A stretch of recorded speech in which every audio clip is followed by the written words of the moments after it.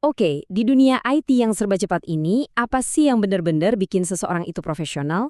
Ternyata ini bukan cuma soal jago coding atau ngerti teknologi aja loh. Ini lebih dalam dari itu. Ini soal etika, tanggung jawab, dan standar yang kita pegang.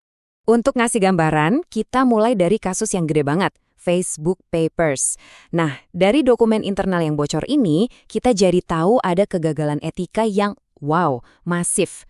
Bayangin aja, mereka sebenarnya tahu kalau algoritma mereka itu bisa berdampak buruk buat kesehatan mental remaja, tapi ya gitu deh, pertumbuhan bisnis ternyata lebih diutamakan daripada kesejahteraan penggunanya. Nah, kasus tadi itu memunculkan satu pertanyaan penting. Jadi, apa sih yang membedakan seorang profesional sejati dari yang lain? Dari masalah tadi, sekarang kita coba cari solusinya, yaitu apa sih inti dari profesionalisme itu? Oke, kita bedah satu-satu ya.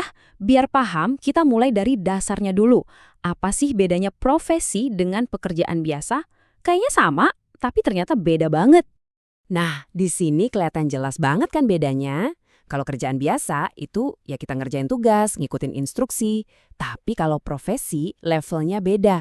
Ada ilmunya, ada pelatihannya, ada kode etiknya yang harus dipegang, bahkan ada komunitas atau organisasinya sendiri. Jadi bukan lagi cuma soal apa yang dikerjain, tapi gimana cara ngerjainnya dengan benar dan bertanggung jawab. Poin-poin ini kayak pilar-pilar utamanya. Inilah yang bikin suatu bidang pekerjaan tuh naik kelas jadi profesi yang benar-benar dihormati dan dipercaya sama masyarakat. Tanpa ini, ya cuma jadi pekerjaan biasa aja. Oke, pilar-pilarnya udah ada. Terus, gimana cara kita jalan di dunia digital yang rumit ini? Nah, disinilah kode etik berperan. Anggap aja ini kompas moral kita. Waktu kita dihadapkan sama pilihan sulit, misalnya antara untung gede atau tanggung jawab, kode etik inilah yang jadi panduan kita. Dan prinsip-prinsip ini tuh bukan cuma hiasan di dinding ya, ini benar-benar jadi aturan main sehari-hari. Mulai dari gimana kita ngelola data klien yang sensitif, sampai cara kita ngobrol sama tim, semuanya diatur sama prinsip ini. Kita ambil satu contoh, integritas. Intinya apa sih? Gampangannya ini soal kejujuran dan tanggung jawab. Kenapa penting? Karena ini yang membangun kepercayaan. Kepercayaan dari klien, dari bos, bahkan dari orang-orang yang nggak kita kenal, tapi pakai sistem yang kita buat. Sekali kepercayaan itu hilang, wah susah balikinnya. Lalu ada tanggung jawab profesional. Ini juga penting banget. Artinya, kerjaan kita tuh bukan cuma selesain tes, terus udah. Kita harus mikirin dampaknya ke masyarakat luas. Sistem yang kita bangun ini ngebantu orang atau malah bisa merugikan. Nah, pertanyaan-pertanyaan kayak gitu harus selalu ada di kepala kita. Oke, kompas moral udah di tangan. Tapi gimana kita tahu kalau seseorang itu beneran kompeten? Dan siapa yang mastiin standar-standar ini dijalankan dengan benar? Nah, jawabannya ada di standar kompetensi. Anggap aja ini kayak peta jalan buat karir kita.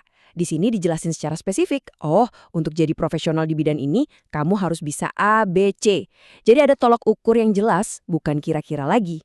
Dan standar ini ada di berbagai level. Kalau di Indonesia, kita punya yang namanya SKKNI. Itu Standar Kompetensi Kerja Nasional Indonesia. Ini jadi acuan resmi di negara kita. Tapi ada juga standar global, contohnya SFIA atau Skills Framework for the Information Age. Ini dipakai di banyak negara buat memetakan skill para profesional IT. Pertanyaan selanjutnya, siapa yang jagain standar-standar ini? Nah, disinilah peran organisasi profesi. Mereka ini kayak penjaga gerbangnya. Di Indonesia, salah satu contohnya adalah IPKIN.